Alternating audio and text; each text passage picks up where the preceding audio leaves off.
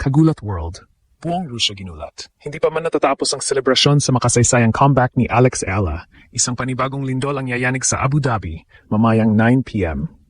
Ang ating 20 anyos na Filipina phenom, na kasalukuyang ranked world number 45, ay nakatakdang sumabak sa pinakamalaking hamon ng kanyang career. Ang harapin ang world number 11 at top seed na si Ekaterina Alexandrova sa quarterfinals ng Mubadala Abu Dhabi Open. Ito na nga ba ang huling hakbang para sa inaasam nating WTA Top 40 breakthrough? Sa videong ito, hihimayin natin ang lahat. Mula sa nakakalulang stats ni Alexandrova na may bitbit na 5 WTA titles at tambuhalang 72.9% service hold rate hanggang sa sikretong lefty dagger ni Alex na nagpabagsak na sa mga tambuhalas. Ang analyst sa Tennis Channel USA na si Alex ang pinakadelikadong underdog sa torneo ngayon. Tutok lang dahil ilalantad namin ang mental fortress ni Alex na nag-save sa kanya mula sa bingit ng pagkatalo noong nakaraang round. Hihimayin din natin ang tactical blueprint kung paano gigibayin ng ating Pinoy Queen ang depensa ng Russian Giant. Gagamitin ba ni Alex ang momentum ng kanyang viral 0-4 comeback para lamunin ang kumpiyansa ni Alexandrova?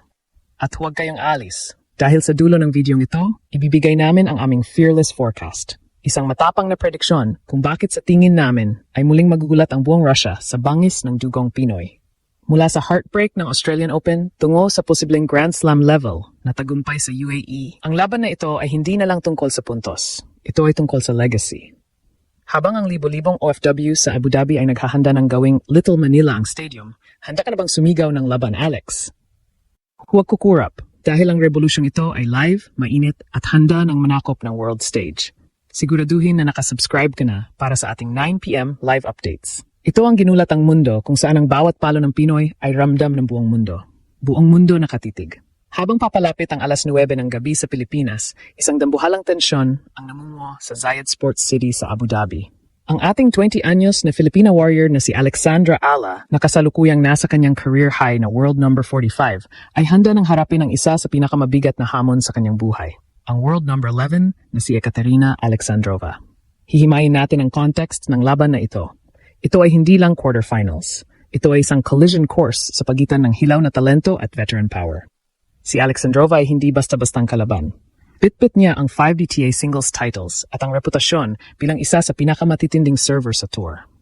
Pero sa kabila ng dambuhalang agwat sa rankings, ang mundo ay abala sa isang pangalan, Alex Ala. Bakit? Dahil sa kanyang never die spirit na yumanig sa lahat noong round of 16. Tingnan natin ang stats showdown. Si Alexandrova ay kilala sa kanyang flat power at mabilis na laro, fresh mula sa isang dominanteng 6-3, 6-0 win laban kay Yastremska. Pero ang conflict dito, ang kanyang hardcourt record ngayong 2026 ay 2-3 pa lamang. Isang patunay na ang Russian star ay may volatility. Sa kabilang banda, si Alex Ala ay pumasok sa quarterfinals bitbit ang isang 6-3 record ngayong taon at ang momentum ng isang miracle comeback. Ang stats ni Alex sa return games ay nakakagulat, 42.6% breakpoint percentage. Ibig sabihin, kahit gaano kalakas ang serve ni Alexandrova, may lefty dagger ang ating pambato na handang bumutas sa depensa ng Russia. Ang opinyon ng mga analysts, if Alexandrova's first serve percentage drops even by 5%, Ala will pounce on it like a predator. Hihimayin din natin ang mental fortress ni Alex. Matapos niyang burahin ang 0-4 at 5-2 deficit laban kay Sasnovich, selyado na ang kanyang reputasyon bilang ang comeback queen ng Abu Dhabi. Ang emosyon sa stadium ay magiging pabor sa ating reyna. Ang libo-libong OFW sa UAE ay handang gawing Manila Chaos ang arena para sa laban na ito mamayang 9 p.m. Philippine time. Ang conflict ng youth versus experience ay dahan-dahang nawawala dahil ang maturity ni Alex sa tea breaks, kung saan nanalo siya ng 4 out of 5 ngayong season, ay nagpapakita na hindi na siya basta underdog. Siya ay isang rankings assassin na handang pumatalsik ng kahit sinong top 20 player. Ang global impact ng laban na ito ay dambuhala. Kapag napatalsik ni Alex ang isang player na gaya ni Alexandrova, opisyal na niyang wawasakin ang pinto patungong WTA Top 40 at posibleng maging Top 30 bago matapos ang buwan.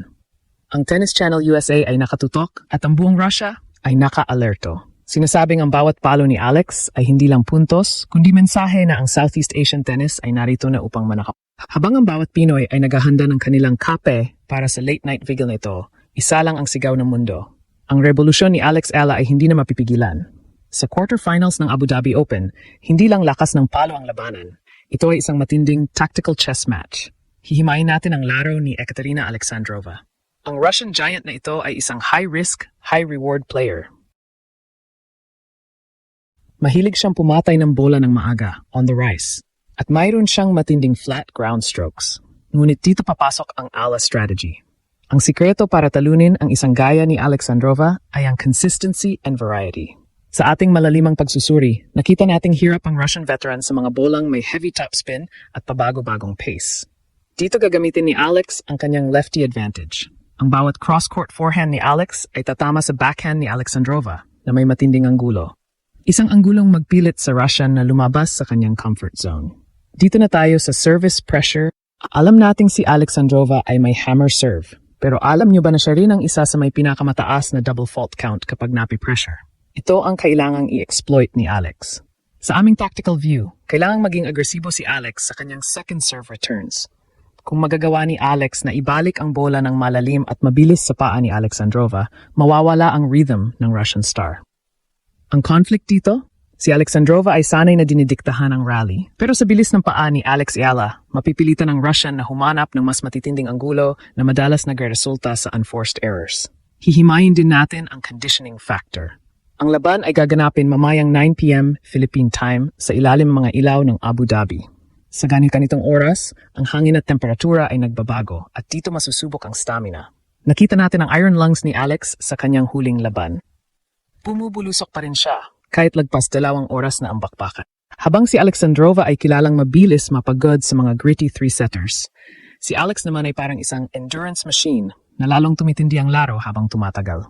Ang global impact nito ay hindi matatawaran. Kapag napatunayan ni Alex na kaya niyang makipagsabayan sa baseline power ng isang world number 11, opisyal ng selyado ang kanyang status bilang isang elite contender. Hindi na lang siya rising star, siya ay isa ng giant slayer. Ang Tennis Channel USA ay siguradong hihimayin ang bawat rally sa laban na ito dahil ito ang magsisilbing proof na ang Asian tennis ay handa na magdomina sa world stage. Ang emosyon ng bawat Pinoy na nanonood ay nasa boiling point na dahil alam nating isang hakbang na lang, nasa semifinals na tayo.